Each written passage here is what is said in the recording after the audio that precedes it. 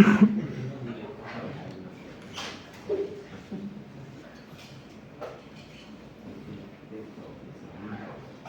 ver, teníamos diferentes tipos de datos. Teníamos entradas y salidas físicas. ¿Se acuerdan? Las entradas con qué letra se representaban. Con la I. Las salidas con la U. Todas esas eran físicas. Aparte habíamos dicho que tenemos marcas. ¿Qué eran las marcas? Son variables. ¿Sí? Variables que únicamente nos sirven para programar. No son ni entradas, ni siquiera tampoco son salidas físicas. Son variables internas que en dónde se almacenan. En la memoria del, en este caso del PLC. Sí, es cierto que ustedes tienen pruebas, ¿no? Ahorita que me acuerdo. Está lista su prueba. Ya cuando vengan todos ellos así. Como dice aquí, miren, ¿qué son las marcas? Son espacios libres en la memoria interna del PLC para almacenar datos. Sí, son variables. ¿Qué es una variable? Todo lo que se puede modificar. ¿Sí? Entonces, ¿dónde se almacenan? En la memoria de nuestro PLC. Recuerden que si yo asigno una bobina a una marca, esta no sale del PLC y tampoco la marca adquiere el valor de ninguna entrada física del PLC. Todo es para trabajar internamente en el programa. ¿Hasta ahí preguntas? ¿No? ¿Entendido? Ya. Hay diferentes velocidades, hay diferentes tipos de marcas. Estas de aquí son marcas binarias. ¿Por qué son marcas binarias? Porque solamente adquieren un valor, 0 o 1, encendido o apagado. ¿Cómo se las distingue? Porque tienen dos parámetros. ¿Sí? Ya vamos a ver cómo se forman esos dos parámetros.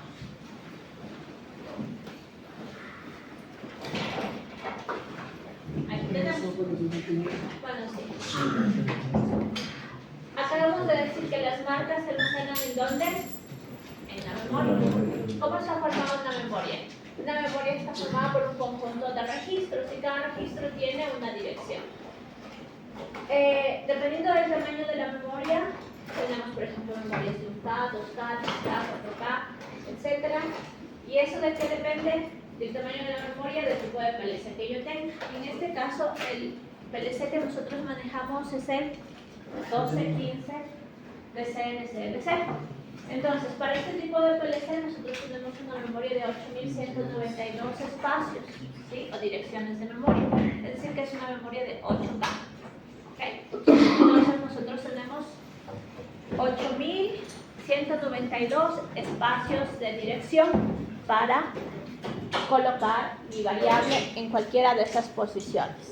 ¿Sí? Pero en cada dirección, ¿cuántos bits hay? Esto es la dirección. Aquí puntos suspensivos ¿hasta cuánto? Hasta 8192. Bueno, si le quitamos el 1 sería 8191. ¿Y cuántos espacios hay aquí? Aquí es una memoria de 8 bits por 8, pero de 8K por 8. ¿Qué significa 8K por 8? Que son 8192 direcciones y en cada dirección hay 8 bits. ¿Sí? Entonces, aquí tenemos 1, 2, 3, 4, 5, 6, 7, 8. No tenemos más de 8 porque físicamente la memoria, esta memoria en particular, la que pertenece al 1215, está construida de esa forma. Los bits, ¿cómo se nombran? De 0 a las 7, igual que las posiciones de memoria, de 0 hasta el 8191 en este caso. Entonces, tengan en cuenta que estos de aquí son registros. Cada registro tiene su posición de memoria. La posición, el límite máximo de que depende de la memoria que yo tenga, mi PLC físicamente. ¿Okay? Ahora, esta es la memoria y nosotros acabamos de decir que las marcas se almacenan en la memoria porque son variables internas. Este espacio particular de aquí, ¿qué dirección tiene? 3. ¿Y qué posición de bits ocupa? 4. Entonces, esta marca es la 3.4. ¿Sí? Por ejemplo, si yo colocara una marca 3.9, ¿está bien? No, porque son solamente 7 bits. ¿Sí? De 0 al 7. Y si yo, por ejemplo, colocara una marca 5000.5, ¿está bien? Sí, está bien, porque esta es a la 8198. 8000. 191. Ahí está, ¿no? Aquí mismo dice. ¿Sí? Por ejemplo, si yo tengo una marca mi.3, ¿está bien? Sí. Está bien. Si yo tengo una marca 215.15, ¿está bien? No. No, Son está 7 bien. ¿Por veces. qué? Porque esto solo puede ser de 0 al 7. 7. ¿Sí? Si yo tengo una marca 10.000.0, ¿está bien? No. No, porque esto es solo hasta el 8.192. Si yo tengo una marca 0.0, ¿está bien? Sí, está bien. ¿Ok? ¿Entendido esa parte? Ya. Estas marcas que tienen este tipo de notación, un X punto, un Y, son marcas de tipo bit, ¿sí? Porque solo pueden almacenar un valor, o encendido o apagado, un 0 o un 1, porque solamente ocupan un espacio de memoria, ¿ok? Solamente un bit. Por ejemplo, estas marcas yo les puedo asignar a qué cosa, a un contactor o a una bobina, ¿sí? Pero hay otros tipos de marcas. Dije, disculpe, ¿me podría poner aquí esta punta? Acabo con este y pongo a todos los que llegan. Aquí podemos ver, miren, dos diferentes tipos de marcas que nosotros podemos asignar. Como les acabo de decir, son tipo bit, porque pueden solamente almacenar un valor. Y esto corresponde a la operación de un contactor o al almacenamiento del valor de una bobina. Bien. Ahora, dentro de nuestro PLC no solamente tenemos datos de tipo binario, sino podemos tener todos estos tipos de datos. Miren, datos booleanos, que son los que acabamos de ver, tipo bit, que almacenan un solo bit. Tenemos datos de tipo byte que almacenan 8 bits. Ustedes ya saben por computación, que me indicaron que ya ustedes toman programación, ¿no? Ustedes saben que es un bit, es un bit. Es la unidad más pequeña de memoria. Después un byte. ¿Cuántos bits equivalen a un byte? 8. Un word, ¿cuántos bits? 16. Un entero, ¿cuántos bits? 16. Una doble palabra, ¿cuántos bits? 32. Un doble entero, 32. Un número real, 36. Un string puede ir de 2 a 255 bytes. Esto está en su aula virtual, estas presentaciones. Ahora, este de aquí es interesante, el real. Cuando nosotros asignamos un tipo de dato real, cuando nosotros vamos a almacenar números decimales, ¿sí? Ahí nosotros asignamos reales. ¿Okay? No se olvidará. ¿Cuántos bits para ese tipo de datos? 32. ¿Sí? Porque a caso contrario no se puede almacenar ni la parte entera ni la parte decimal. Entonces por eso necesitamos 32 bits. ¿Esto es importante? ¿No es importante? ¿O por qué es importante? ¿Por qué debería saber? Es importante porque en función de los tipos de datos que yo tenga que controlar, debo de hacer la asignación. Por ejemplo, un conversor análogo digital. Yo tengo conversores de 16, de 32, de 64 bits. Entonces, dependiendo del tipo de conversión que yo haga, yo debo de asignar el tipo de dato. También, por ejemplo, una vez que yo tengo el dato del conversor, tengo que hacer operaciones matemáticas con el conversor. Entonces, si yo hago, dependiendo del tipo de operación matemática, yo debo de saber si el resultado que me va a salir es entero o si es un número decimal. Entonces, si es entero, le almacenaré un tipo de dato entero, y si es decimal, además tendré que asignar un tipo de dato real. ¿Sí? Entonces, ¿esto es importante? Sí, sí es importante y sí se va a usar. Este cuadrito de aquí es algo que ustedes deben de conocer, así como que 1 más 1 es 2. ¿Qué tenemos aquí? Aquí tenemos las equivalencias que acabamos de ver en la diapositiva anterior. Aquí un byte, ¿cuántos bits son? 8. Un word, ¿cuántos bytes tiene? 2 bytes. ¿Y cuántos bits? 16. Una palabra tiene 2 bytes y tiene 16 bits. ¿Y una doble palabra cuántas palabras tiene? 2. Tiene 2 palabras. ¿Y una doble palabra cuántos bits tiene? 30 y 32 bits. ¿Sí? 32 bits, un doble word. 32 bits corresponden a qué tipo de dato que tenemos justo, les acabo de decir cuántos, de qué tipo de dato. Eso, muy bien, real, ¿sí? Estos nos sirven para almacenar números decimales. Estos me sirven para almacenar números enteros. ¿Por qué? Número entero, ¿cuántos bits? Buen día. Ahí está, pues la 16. Sí, ahí está, entero. Hay enteros de 16 bits, ¿sí? Ya, no está. Tipo Word, 16 bits. Enteros, 16 bits. Ok.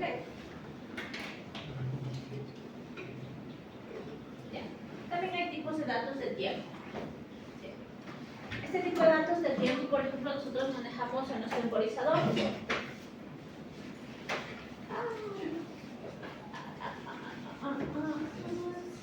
Borrador, fácil. Para blanca.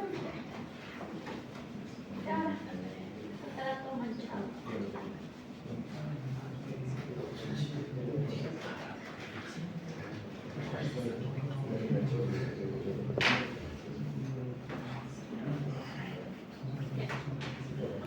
Por ejemplo, cuando usamos tipos de datos de tiempo en los temporizadores, ustedes ya vieron temporizadores el semestre anterior. ¿Qué tipo de temporizadores estudiaron? La conexión y desconexión. On delay, off delay, esos dos, ¿cierto? Ya. Entonces ustedes tenían que programar el tiempo. Nosotros también tenemos temporizadores on y off delay y tenemos también que programar el tiempo. Pero hay que conocer que por defecto, cuando yo pongo un tiempo, ese tiempo está en qué unidad? En milisegundos. Si ustedes ponen 5, no va a ser 5 segundos, sino va a ser 5 milisegundos. Entonces, para que me entienda que son 5 segundos, tengo que poner 5 y la S. Si yo quiero minutos, tengo que poner 5 y la M. ¿Sí? ¿Por qué? ¿Por qué puedo poner ya estas letras aquí? Porque ya están definidos que esta entrada de aquí toma valores de variables que estén asignadas como variables de tipo time, que son variables de tiempo. ¿Sí? Entonces, miren, para los días utilizo la letra D, para las horas la H, para el M los minutos, la S los segundos e incluso yo puedo fijar los milisegundos. Pero yo debo recordarme que por defecto, cuando yo no pongo ninguna unidad, ¿qué unidad tiene? Milisegundos. ¿Sí? Muy importante porque a veces ustedes dicen, ya configuré pero no me sale, ni siquiera puedo ver que se enciende. ¿Por qué no puedo ver que se enciende? Porque en efecto está configurado, pero no se enciende 5 segundos, sino 5 milisegundos. Y eso la contra lo pueden. Entonces, no saben por qué está mal y es solo porque nos faltó la unidad.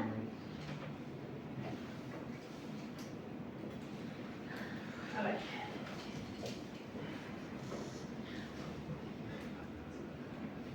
Nuevamente, Arévalo. Presente. Castillo. Presente, Inge. Gracias. Charanchi. Presente, Inge. Chimbo. Está en el tráfico, dice. Hidalgo. Presente. Hidalgo Daniela. Presente. Pinta. Presente. Quirós. Ríos. Presente. Valdivieso. Presente.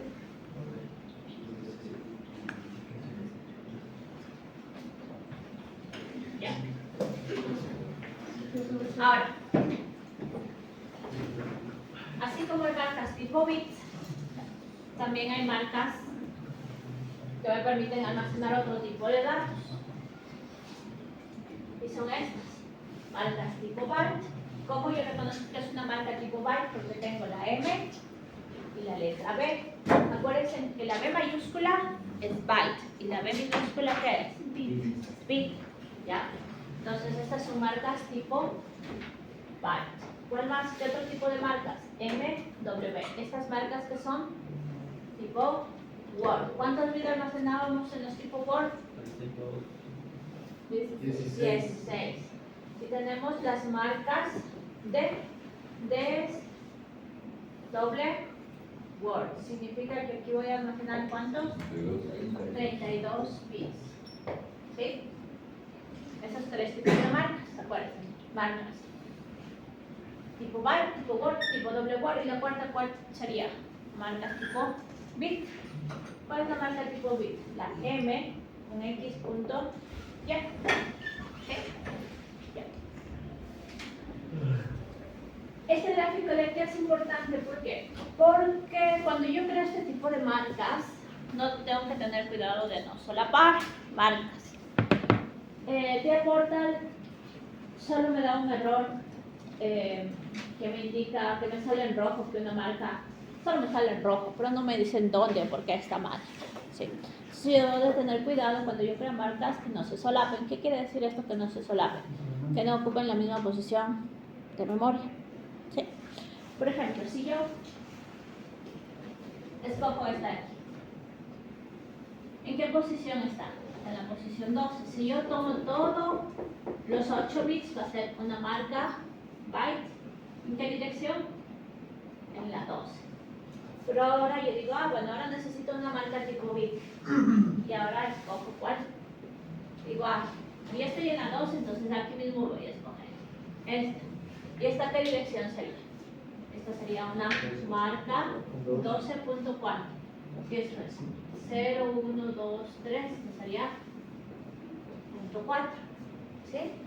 Pero eso no puedo hacer, ¿por qué? Porque toda esta marca ya está ocupando todo este registro. Entonces yo ya no puedo ocupar ninguno de los bits que están aquí.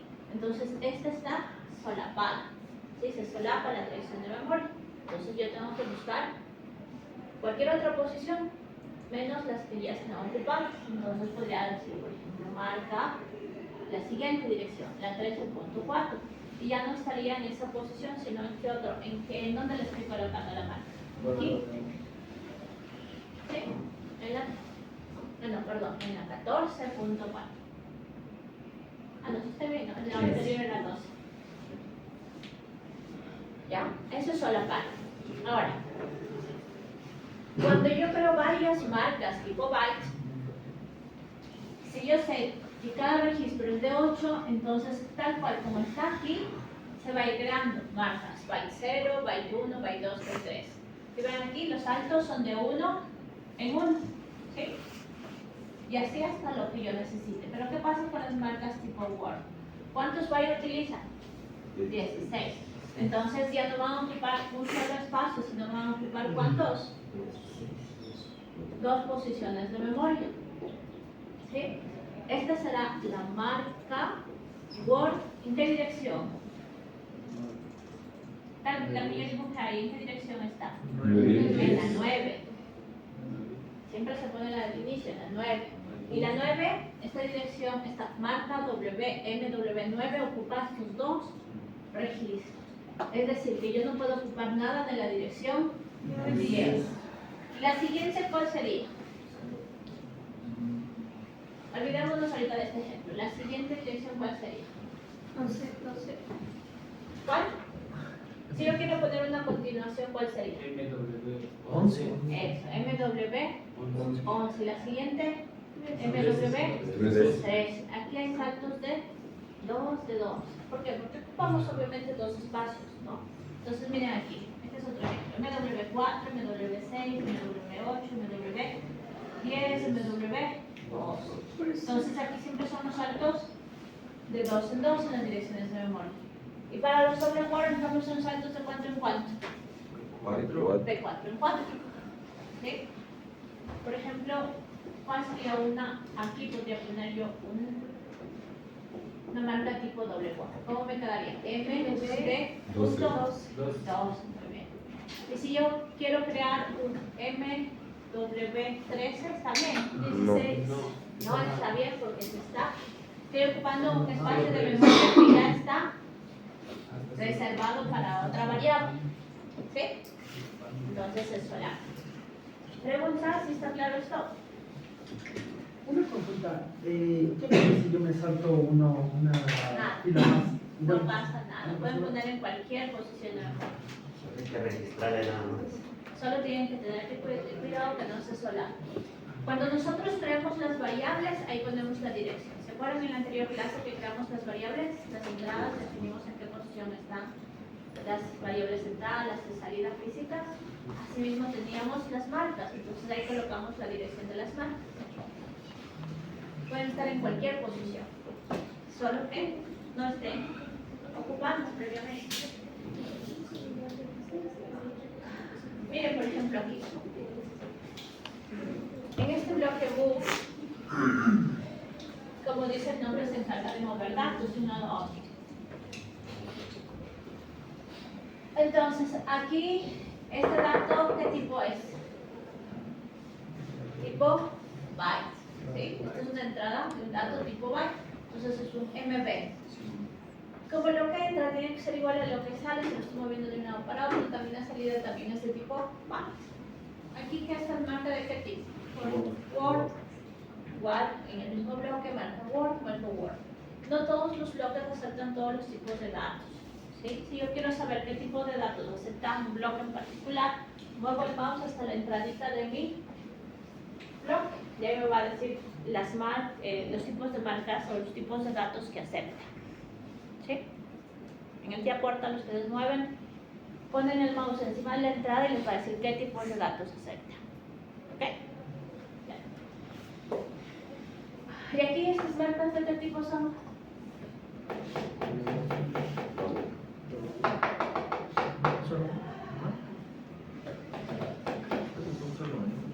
¿Qué tipos son? ¿Sin salida de eso?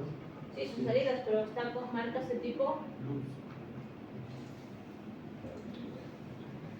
¿Por qué?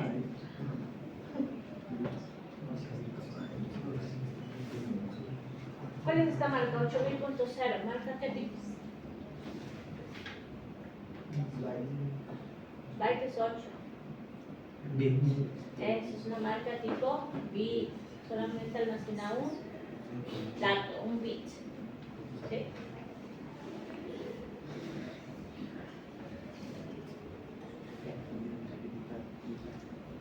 Hay bloques en los que yo puedo escoger como en este.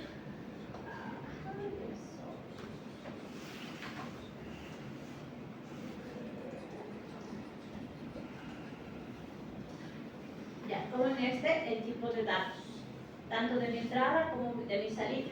¿Sí? Entonces aquí yo puedo seleccionar todo este tipo de datos. Y en función del tipo de datos yo debo de poner la marca que le corresponde. Por ejemplo, si pongo tipo entero, aquí debería crear una marca tipo Word. ¿Sí? Si pongo tipo real, aquí tendré que poner una marca tipo doble Word. ¿Okay? Por eso les decía, es importante que ustedes sepan las equivalencias en bits de cada tipo de datos. Porque en función de eso ustedes tienen que asignar las variables. El software no les va a decir, ustedes tienen que saber. ¿Estamos? ¿Sí?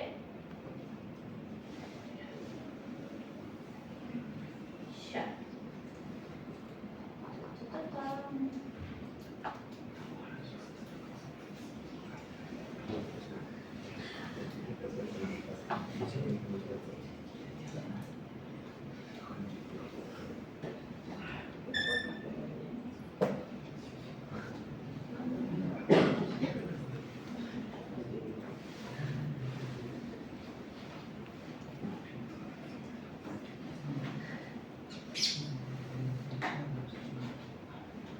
¿Cómo les fue con la instalación de tía corta?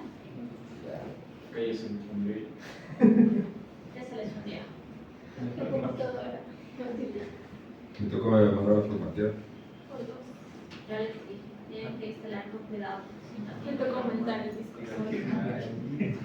Tú instalaste ya. A ver, continuamos. Cada PLC, como les indicaba, tiene sus propias características. ¿De dónde nos enteramos las características? ¿A través de qué? Del datasheet. ¿Sí? ¿Todos están familiarizados con lo que es un datasheet? La hoja de datos. ¿No? ¿No? ¿Sí o no? Contesto. La hoja de datos. Es la hoja de datos, sí, es el datasheet. Es la hoja de datos técnica. Cada elemento electrónico o comercial tiene una hoja de datos técnica. Lo mismo pasa con un PLC. Entonces aquí podemos ver un poco los principales datos de unas necesidades y 200. Por ejemplo, la velocidad, la frecuencia, la alimentación, a qué frecuencia debe trabajar, qué tipos de salidas tiene. Por ejemplo, tiene 2 salidas de pulso o de 100 kHz. Estas son salidas rápidas. Entradas para capturar datos, dependiendo del tipo, ¿no? Por ejemplo, para el 12-11 tiene 6, para el 12-12 tiene 8, para el 12-14 tiene 14. ¿Sí? Interrupciones cíclicas, interrupciones por flancos, precisiones de reloj, remanentes de tiempo, etc. Todo, incluso ahorita, por ejemplo, ¿qué características vimos? El espacio de memoria. Si nosotros miramos un poco más en los datasheets, vamos a ver también los espacios de memoria que tenemos. Ahora, con respecto a tía corta. Cuando nosotros creamos un proyecto, tenemos esta vista, ¿sí? Esta vista, ¿cómo se llama? Esta es la vista de portal. Y una vez que ingresamos, pasamos la vista de portal, ingresamos a la parte de programación, que es la que se denomina vista de proyecto. Estas dos son importantes, porque aquí se selecciona el dispositivo y aquí se programa. Y nosotros podemos volver de la una a la otra. Es más, también cuando nosotros queremos... Una cosa que justo en esa parte. Me parece que nosotros utilizamos aquí en la universidad, ¿qué versión es? Porque, bueno, más o menos leí unos tutoriales que uno tiene que vincular el programa que estamos realizando con la versión. Yo en este caso, la versión 4.5. Con la B17. ¿Con el firmware me están diciendo? No, digamos, cuando uno carga el PLC, asoma versión. Y lo que está viendo en tutorial es que tiene que coincidir la versión del programa que estamos haciendo con la versión del PLC. Tiene que coincidir. Y no se poner el anterior B4.0. O sea, es el que, bueno, ¿Y el nombre colocan la versión? justo cuando uno carga el PLC. Ahora, los pasos para crear un proyecto. Nosotros en la anterior clase ya creamos un proyecto, ya configuramos el PLC. Lo único que ustedes tienen que cambiar es el firmware, dependiendo de la versión, ¿sí? Si utilizan la versión 15 no deben hacer ningún cambio en el firmware, ¿ok? Pero si utilizan la versión 16 tienen que hacer un cambio en el firmware, porque si no, el momento que ustedes van al laboratorio no sube el programa de su computador al PLC. Ese es el único error que les va a hacer, que no van a poder cargar lo que ustedes programaron en el PLC, que no se les conecta, y eso es por el firmware. De ahí no hay que programar más versiones. Yo tengo la B17 y tendría que ponerle la 4.0 mismo también. Esa era la pregunta. Gracias. Pero por eso les pregunté si era el firmware y pensé, no. Es que no sé. No sabían.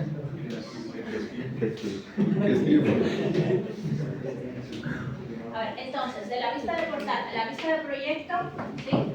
Yo puedo pasar a través de este icono de aquí.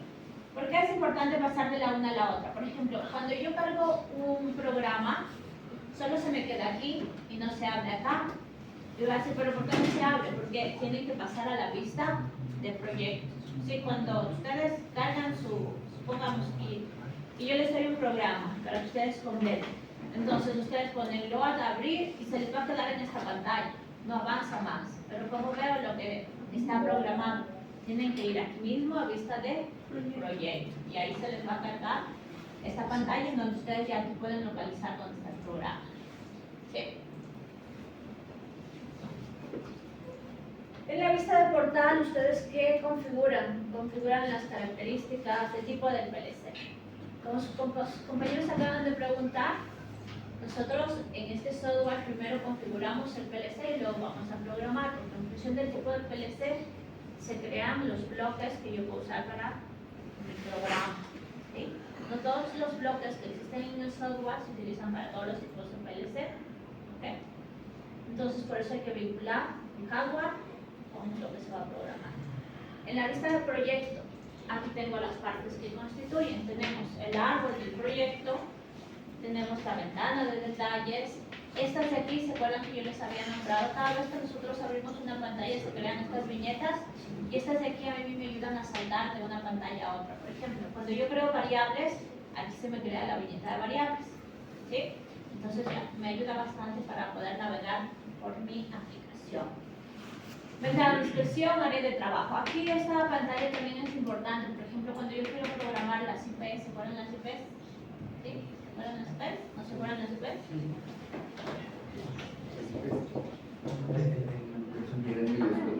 Estoy buscando un cargador. Perdón, chicos. Buenos días. Buenos días. Estoy en busca de un cargador perdido. Hay algo de 4 cargadores. Correcto. Uno de...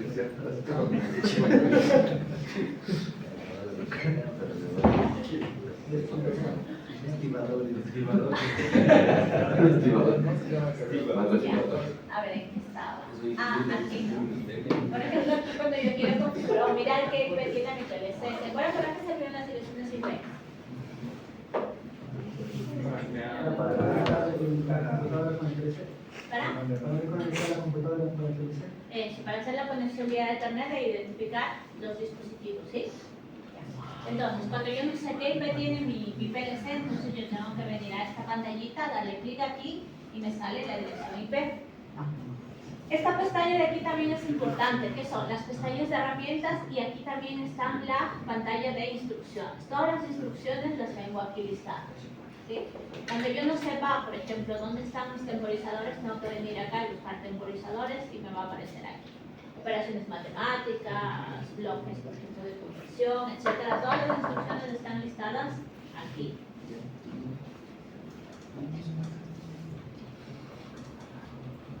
Ya, este es el módulo que nosotros tenemos en el laboratorio.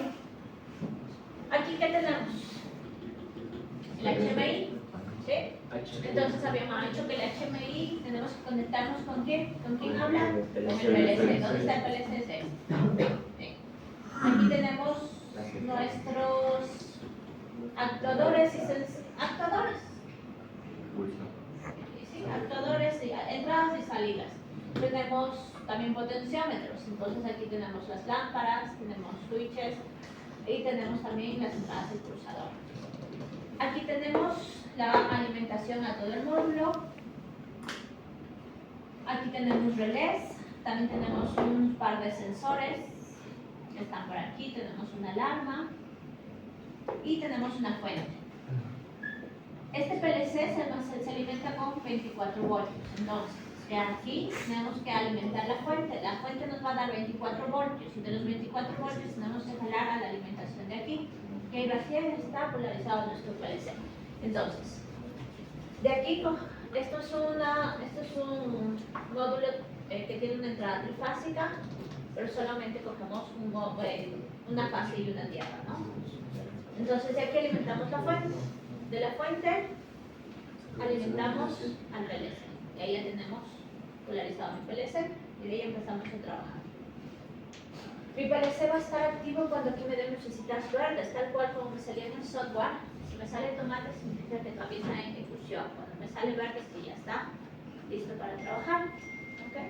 Entonces ahora vamos a ir a cambiar ese módulo para cargar el programa.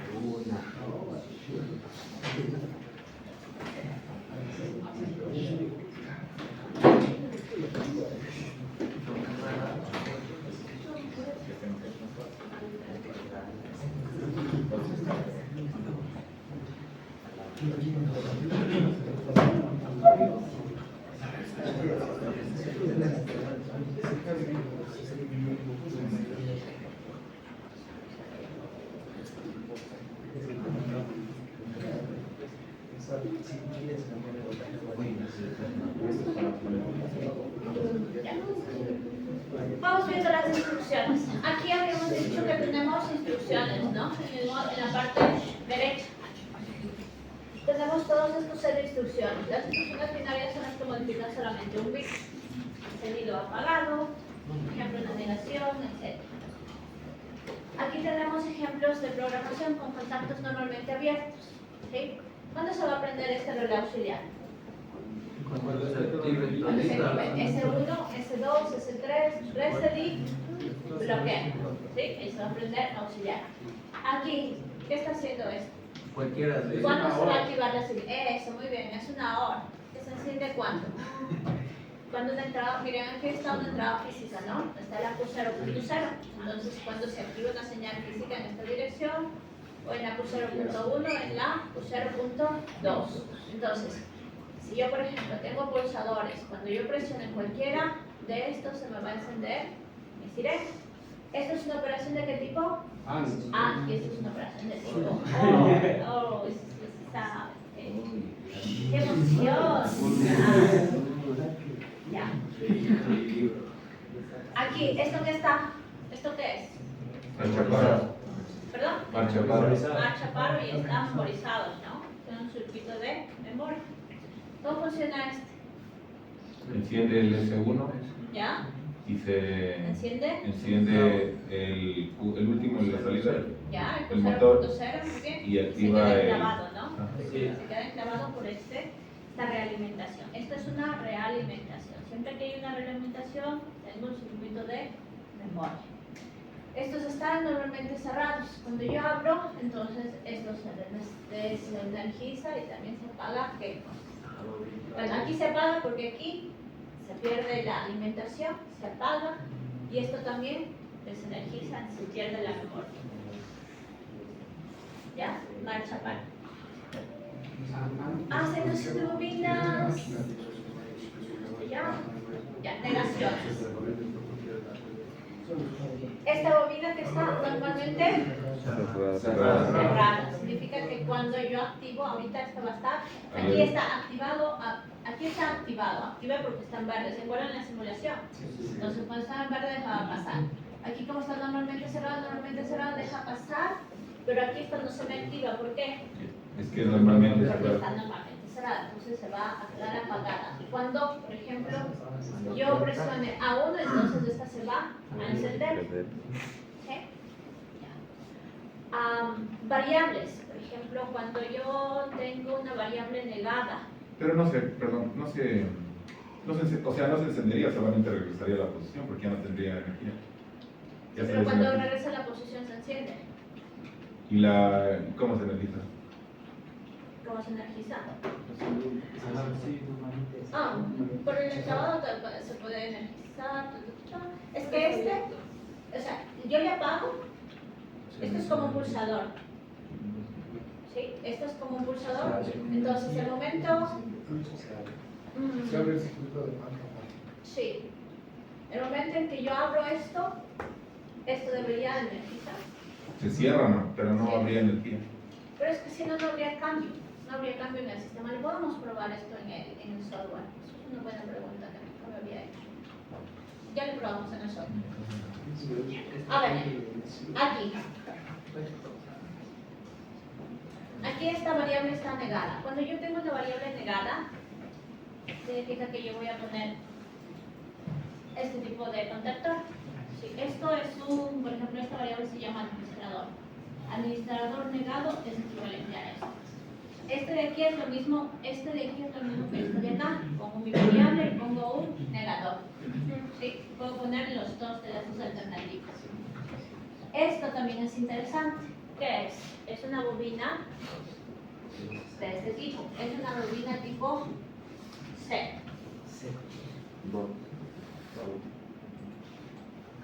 Set. ¿Qué significa set?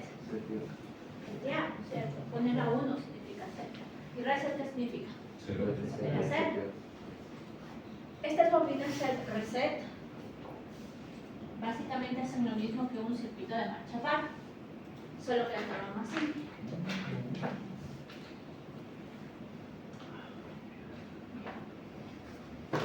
Cuando yo utilizo este tipo de bobinas set reset, debo de colocar las dos. No puedo poner un set sin un reset, porque la set es la que enciende y el reset es el que apaga. ¿Sí? Fíjense ustedes, la dirección, esta es la Q0.0 y esta es la Q0.0. ¿Por qué? Porque está prendiendo y apagando la misma salida física, por eso tienen la misma dirección. ¿Sí? Entonces, cuando yo creo una bobina, cuando yo quiero usar una bobina reset para una salida, siempre deben de tener la misma dirección. Entonces, tienen 0.0, 0.0. ¿Cómo funciona esto? Cuando energizo mi bobina set, se enciende. Si yo quito la entrada 1, esta se va a mantener encendida. ¿Sí? Así ya no tenga energía por aquí, como dice su compañera en la anterior respuesta. Incluso si no hay energía, esto se mantiene encendido. Fíjense que aquí no hay enclavamiento, pero esta sí se mantiene encendida. ¿Ok? ¿Cuándo se apaga? Cuando energizo el reset. Cuando yo le doy un reset, esta se va a apagar. ¿Sí? Pero fíjense que las dos tienen la misma dirección. Q0.0, Q0.0. Tienen la misma dirección, deben de tener la misma dirección. Entonces, esta forma es más fácil para controlar un enclavamiento, un encendido de motor, porque simplemente yo le tengo que dar las señales que encienden y eso se mantendrá encendido hasta que yo le dé una señal de reset. ¿Sí? Entonces ahí me evito hacer todo el circuito de memoria, el enclavamiento y todo lo demás. Pero yo debo de saber cómo configurarlas nada más. Profe, en la entrada eso igual son los pulsadores, todo eso de repente. En la entrada, ¿cuáles son los pulsadores? Sí, esta es una entrada física. ¿Se acuerdan que yo les había preguntado al inicio de la clase? ¿Con qué letras nosotros identificamos entradas físicas? Con la I. Salidas físicas con la Q. Y entradas y salidas internas o variables con la M, que son las marcas. Entonces aquí que está la entrada 0.0 y aquí está la entrada 0.1. Estas dos son físicas. ¿Qué pasa con las entradas y salidas físicas? Son limitadas, ¿sí? Son poquitas. Entonces nosotros no podemos hacer un programa solamente utilizando entradas y salidas físicas. ¿Sí? Eso solamente debemos limitarnos para leer señales que vienen al exterior o que salen a los actuadores. ¿Ya? En cambio, para hacer toda la lógica de su programa, siempre debemos usar, ¿qué cosa? Marcas. ¿Ok?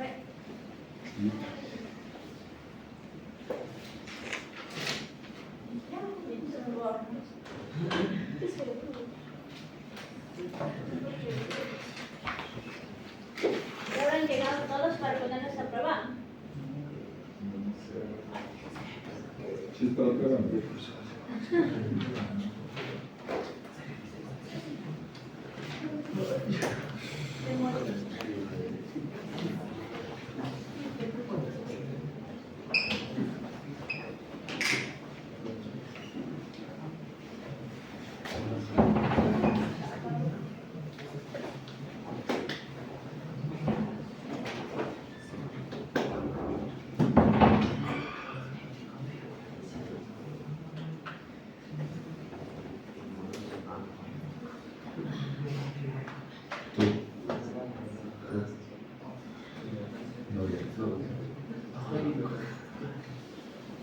¿En serio? Sigamos.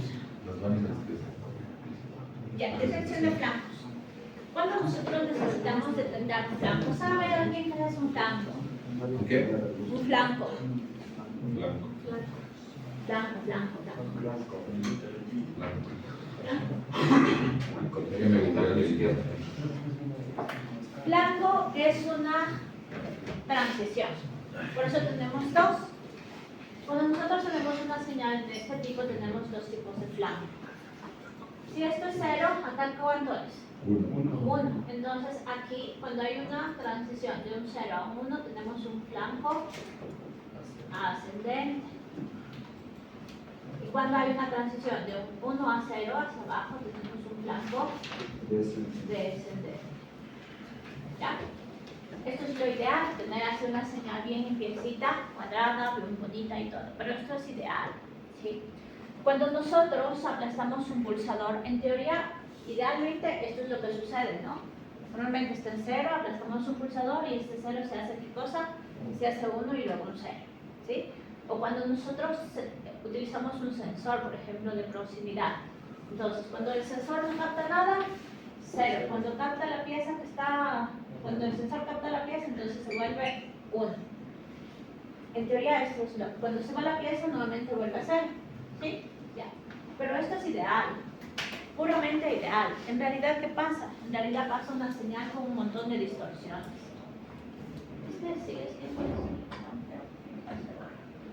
En realidad, más o menos pasa esto. Una señal así. ¿Sí? Entonces, el momento en que esta señal se lee por el VLC, puede detectar bien 0, puede bien detectar un 1, o puede detectar varios 1. En lugar de tener un solo 1, que corresponde a la detección de una pieza, tiene como unos 5 unos. ¿Sí? Entonces, ¿cómo soluciono este problema? Puedo hacer de dos formas, utilizando la primera, el H, que acabamos de ver en el CR, las bobinas del preset. ¿Por qué hacen las del preset? Una vez que se encendían, se mantenían encendidas hasta que yo le dé un reset. Entonces, con el primero uno que detecte, se mantiene encendida. Y luego utilizaría otra señal para hacer que se apague. Otra opción es detectar el flanco. Entonces aquí, por ejemplo, al primer uno que me llegó, ya me detecta el flanco. O sea, ya no es por nivel de detección, sino es por flanco. ¿Sí? Entonces, así como yo puedo detectar un flanco ascendente, también puedo detectar flancos descendentes. ¿Cómo se programan los flancos? Miren, están los flancos aquí. Ahí. Esto es de positivo. Entonces, miren, aquí tengo M 0.4, aquí tengo M 0.4. Tengo dos estados. Ya. Aquí estoy, mi entrada, que sería la entrada de mi sensor, está ingresando por qué puerto? Por el puerto 0.0. Pero también le tengo que asignar una variable. Si es variable, es una marca. 0. ¿Y a qué dirección estoy asignando? A la 0.4. ¿Por qué tengo que asignar dos datos a un mismo contactor? Porque esto es una detección de flancos, ¿sí? Entonces, como aquí yo voy a tener algunos, o tendría que tener, necesito almacenar un valor, entonces este valor se va a almacenar en esta posición de memoria, ¿sí? Y para yo leer este valor filtrado, que solamente me va a dar una posición de flanco, entonces, en lugar de utilizar la línea i.0 para hacer la lógica de mi programa, utilizo la variable en la cual se almacena el flanco, que sería en este caso la 0.4. ¿Sí? Entonces, con esta variable la que yo trabajo en mi programa. Este de aquí solo me detecta el flanco, ¿sí? Y me almacena en esta variable. Una vez que ya tengo detectado el flanco, ¿con qué trabajo para hacer el control del resto de mi programa? Con la dirección que ya asigné.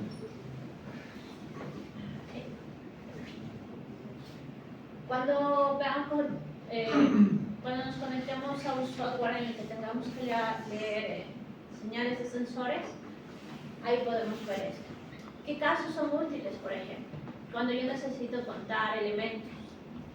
Como les decía, si yo tengo un sensor y voy contando elementos, si yo no pongo un latch o si yo no pongo una señal con detección de flancos, en lugar de ir 1 a 1, por ejemplo, 1, 2, 3, 4, 5, me voy a ir 1, 3, 5, 8, 9, ¿sí? No va a contar de 1 en 1. ¿Por qué? Porque está contando todas estas variaciones que hay en mi señal.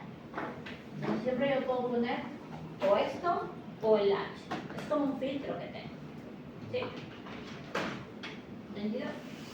Entonces, si les pasa errores como estos que les acabo de mencionar, que en lugar de ir de 1 en 1 salta esporádicamente a varios valores, es por esto, por este tipo de señales que aparece. ¿Y no hay algo, una especie de rectificador y eso?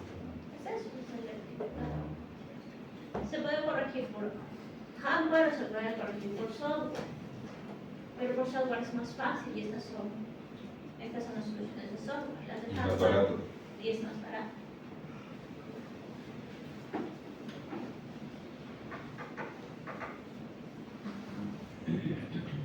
Bien. Ahí está lo que les acabé de explicar, ¿no? La detección de flanco ascendente permite la detección del cambio de señal de entrada de 0 a 1, lo que denominamos flanco ascendente. Esta señal permanece a 1 solo durante el ciclo de máxima en el que se detectó y requiere dos variables. Una de entrada, la que va a detectar el flanco colocada en la parte superior, y la otra de salida que mantiene la copia de estado de la variable de entrada.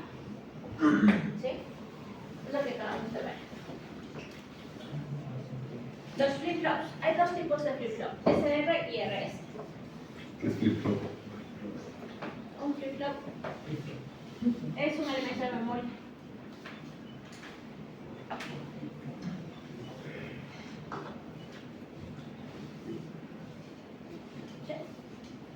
Este flip-flop, el SR, es equivalente a la bobina S y R. Pero aquí ya tengo un bloque. ¿Sí? ¿Qué hacía esta bobina con C? Activaba 1 y con reset. Reseteaba la ponía en 0. Esto hace lo mismo. ¿Cuál es la bobina que va a poner en 1 o en 0? Esta de aquí. Entonces, con set, cuando yo le doy una señal de set se me enciende y cuando yo le doy una señal de reset se apaga. Aquí el RS, igual tengo el reset y el set. Con reset yo apago la bobina y con set yo enciendo. Entonces, si las dos hacen lo mismo, ¿cuál es la diferencia? La diferencia es cuánto se apaga. En esta, cuando yo tengo activados las dos señales al mismo tiempo, si por alguna razón se activan las dos señales al mismo tiempo, el set y el reset, ¿quién tiene prioridad? El reset. ¿Sí?